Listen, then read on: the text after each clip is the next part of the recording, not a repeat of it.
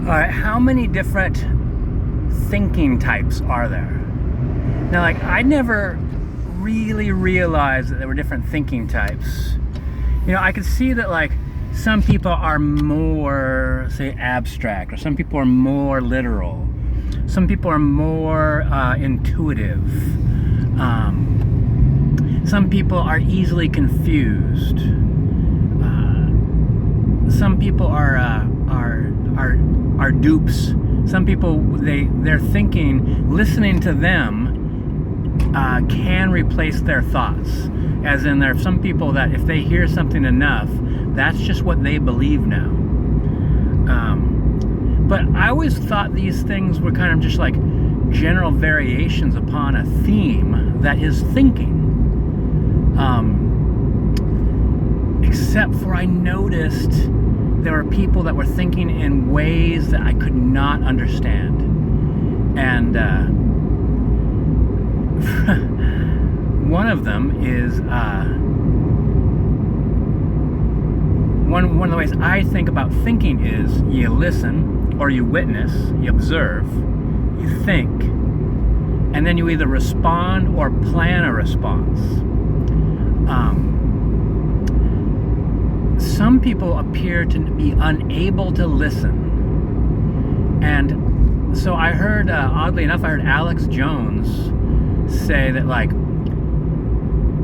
you can't, if he's telling you a story about him leaving his house, going to the store, and then coming home, and then having, like, a surprising thing happen at the refrigerator. And if you ask him in the middle of the story, okay, wait a minute, which store are you at? Which store have you gone to? Or did you take a car or a truck? He'll get agitated and kind of even twitch a little bit. Because, like, your words are starting to, like, overlap his thoughts. And and in such a way that if you kept talking, whatever thought he had about the store would pass like information, like words written on water flowing by him. And he will now not be able to remember the series of phrases or the story about the store because it's already flowed past him. And now he has to pick up on the ride home. It's almost like his brain is projecting a movie for him and he's narrating it, which is why a whole lot of people, including him, could be drunk as fuck and tell you a story with zero flaws, all the correct facts, no variations, because that drunk person is just telling you about a perfectly filmed movie that they're watching inside their own head. I believe that is an individualistic way of thinking. Like there's certain people that think this way, and it's really, really obvious to see. And actually, a huge amount of people have a strong similarity to this train of thought. A whole lot of people, if there's one thing happening, any other words that are being said, any other information that's taking place, any smells or sounds or a sense of their surroundings is all really, really muted. Really, really in the background. And they'll have a memory of it, but like say like they really wanted to figure out what 1 and 1 is. And the number 2 is written on a wall. And people are pointing at the number, or people are saying, why don't you check the wall for the answer? This person's mind, the problem is like a neon sign in his head. It's like his head is dark. And this problem, this focus is lighting up his whole brain.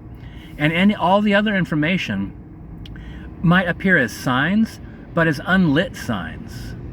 So like there might be the answers, like part of his brain is picking up on the fact that people are pointing at a wall. Part of his brain is picking up on the fact that people are saying, check the wall for the answer. But that input is like a dark sign in a dark place that is being overshadowed or even blinded by this one bit of information. These people are literally one thought at a time people. And I believe that's another separate way of thinking, separate from the whole flow of thoughts.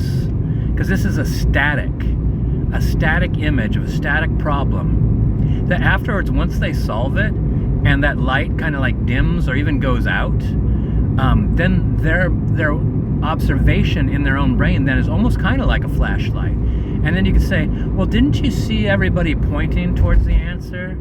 Well, yeah, but I didn't know, or I didn't think about it, or that didn't seem to me to be helpful because it was overwhelmed by the one major sign.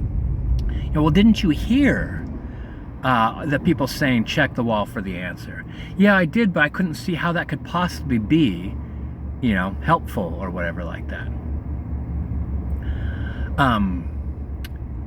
Now, a variation of this is that when these people are doing something, they will answer you, but you're almost getting like an answer. You're getting like NPC level words. It's almost like getting an answering machine. So like you'll ask them something, and they'll say no to a lot. Like suddenly you like start hearing like just no a lot. And then you're thinking, wait a minute, sometimes no is not even an appropriate thing. Like, how's your day going? No.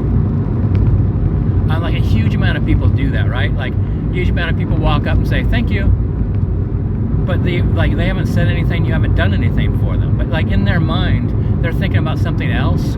And they know that once they get whatever they want from you, they're gonna need to say thank you. So when they walk up, whatever little bit of ability they have to work around their main thought, to think around their main thought, is just to say thank you. And I'm like, I appreciate the thanks. Maybe you could save your thanks for a little bit, and after you tell me, what kind of socks would you like today? Here's your socks. Thank you. Yeah, that was it. That was the appropriate stage. And I tease them, but I only tease them because I don't have any kind of insight into what it's like to have that be the way you think. And the thing is, like, I've been thinking about this for a long time. The first time I made this video, I don't know how long ago this was, but the video is called There Is No Hole. And it was a video on my observation is that you could describe somebody, a vaguely complex thing, turn this key, pull this lever, flip this switch, turn around over here, grab this lever, and also all you need to do to turn it off is push this button and hold it down and then turn the key. And then over and over again, the person would do the thing that they're supposed to do and then push the button, turn the key. And I'm like, no, that turns it off. Let's try it again. And then they do it again, and they do the exact same thing. They do exactly the combination of things necessary to do to turn off the machine that they're trying to turn on or to use. And then, say the machine's supposed to dig a hole, eventually they get so frustrated and say, okay, fine, I dug the hole. But there is no hole. They know there's no hole. But basically what they're saying is, I give up. That you're going to have to do it, or prove to me there's no hole by digging a hole. It's waving the white flag in a way that does not admit that they've made any errors, even though they've made the exact same error over and over and over again. And the only error that would do that, like they could try to turn the key, but that wouldn't turn the machine off. They could try pushing the button, but that wouldn't turn the machine off. Only pushing the button, then turning the key does it, and they do it 3 times in a row. So they have a kind of mind that memorizes an instruction. Like if you tell them your name's Dave, and they memorize that your name's Dave, and then you tell them that you were just joking around, your name's Dave for the rest of their life. They've memorized that.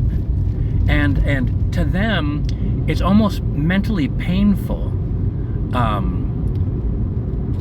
Actually, even the section of your brain that picks up on being wrong is also the same section of your brain that registers pain signals. So if you tell your name's Joe, he has to think first, this is Dave. Then there's going to be this momentary mental pain, which I've also heard people speak of, and I've heard it being researched. And then he's going to have to think, no, Dave told me his name's Joe. And there's going to be anger and frustration. Not because you were lied to, because your brain will never go straight, that person's brain will never go straight to Joe. How many different ways of thinking are there? Like, because some of these people, like the river thought, that is that person's primary way of thinking. That person's primary way of thinking does not change. So I'm just thinking, you know, how many? How many, huh?